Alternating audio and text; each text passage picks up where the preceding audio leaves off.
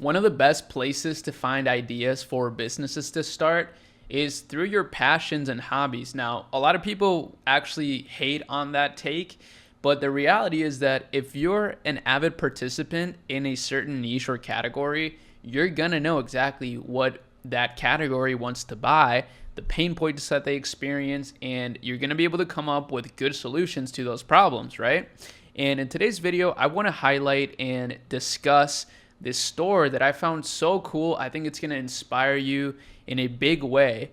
And it does over $800,000 a month. So, it doesn't just look pretty and it doesn't just look cool. It also prints money. And that's the best combination, right? That's, to me, the elite combination. When something is super cool and you really love it and it makes a ton of money, I mean, that's just great, right? So as you see, we're not going to waste any time. We're going to get right into the data and then into the store. What I'm talking about is barebonesliving.com. Now, this is a Shopify store from Salt Lake City, Utah. Shout out to Salt Lake City, Utah. And as you see, store leads estimates $826,000 a month, which is pretty amazing. Now, they do have multiple domains. This is something to highlight here in different countries, in the top countries that speak English, like Australia and UK, which is really smart. Those are great markets to diversify into. And actually, one of the things that, in my opinion, makes dropshipping with a sourcing agent extremely powerful, right? Because you can ship to those countries very easily. But also, from the US, if you know the right people, which I do, you can ship to those countries extremely quickly. I have, I'll just say it, Boxtrot. I work very closely with the guys at Boxtrot. They're in Chicago, and they get insane rates because they live like 10 minutes away from O'Hare Airport, the Chicago airport, which is a huge destination, and tons of packages go out of there. But anyways, that's besides the point. That's just a little bit of alpha for the advanced people that are watching this video. But the store is called Barebones, and it's literally a bare bones store. Like, this is extremely simple, which I love to see. And what they sell is all sorts of outdoors gear and equipment. So literally lanterns, grills, bundles of different products. Funny enough, they even have dining sets, which isn't really an outdoor thing, but it's aimed at outdoors eating and dining, which is pretty interesting. They have this really cool lighter, and some knives as well, some axes. So they don't have a ton of products, right? They have some bags, they have some other garden tools. They don't have a ton of products, but they do have a strong catalog of products that all seem to be within this same vibe. It's just very well crafted products, right? Now, you may be thinking, well, if I'm just starting a dropshipping store, how can I even sell products like this? And you're missing the point. You're not probably going to start at this level, right? But if you start somewhere with something, let's say a product that's similar to this, right? Like a set of gardening tools like this, where you sell a bag with some cool looking tools, right? That's a good starting point, and that's your foundation, right? That will be the foundation to build your brand off of.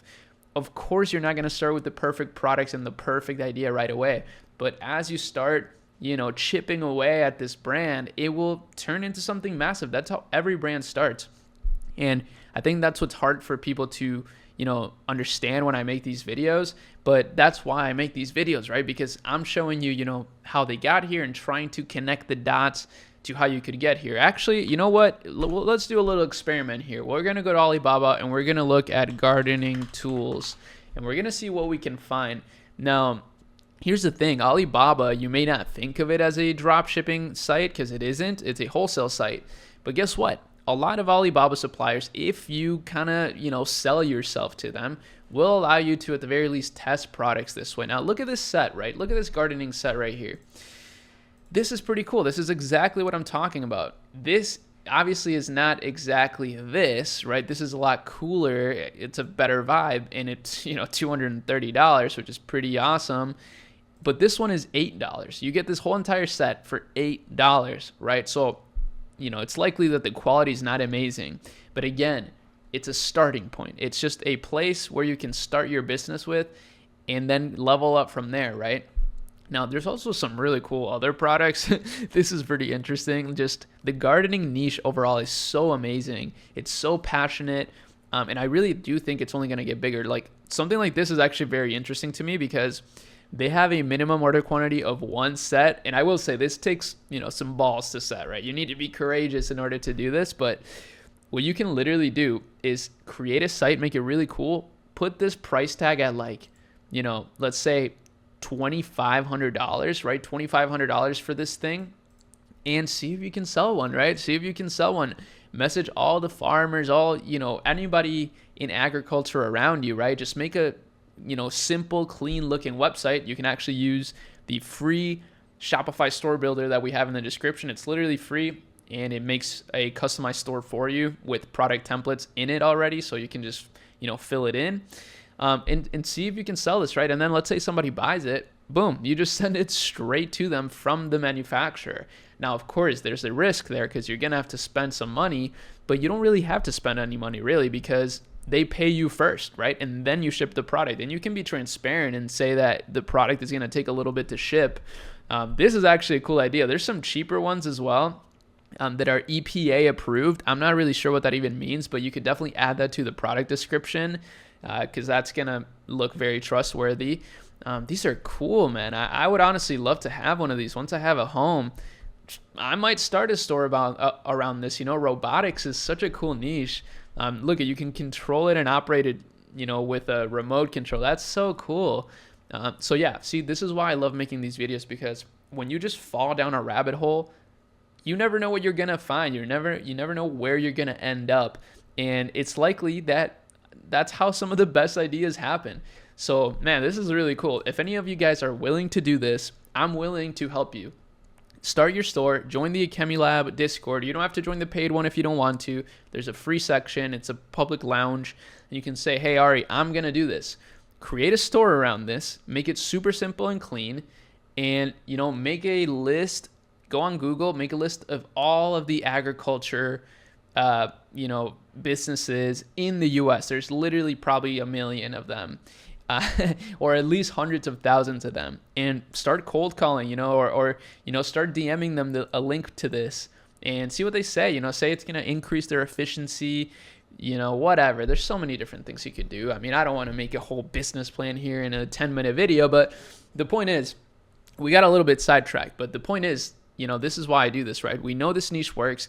We know simple stuff is actually preferred in this niche. It seems like people prefer to see just a simple vibe, and that's why it works. So this is actually probably not one of their best sellers. So let's look at their best sellers. I do want to see those because, again, I'm a very data-driven person, right? Like I just love to look at the data and make decisions off of that. I think it kind of removes some of the emotion that a lot of people feel when, struggling in business or succeeding in business. I like to be a little bit more flatlined and make data-driven decisions.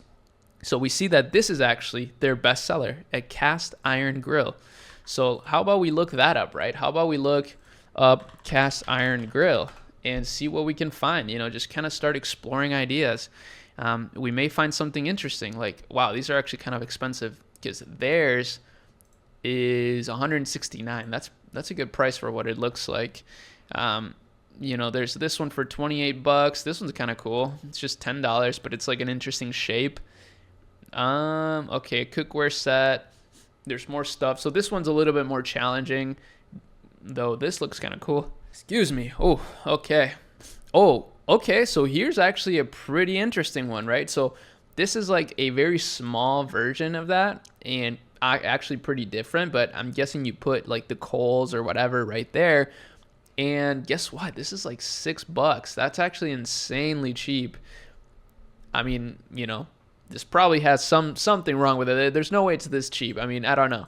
Maybe it is, maybe it isn't. I'm not an expert in this. I would obviously do a lot more research if I was actually pursuing a business in this.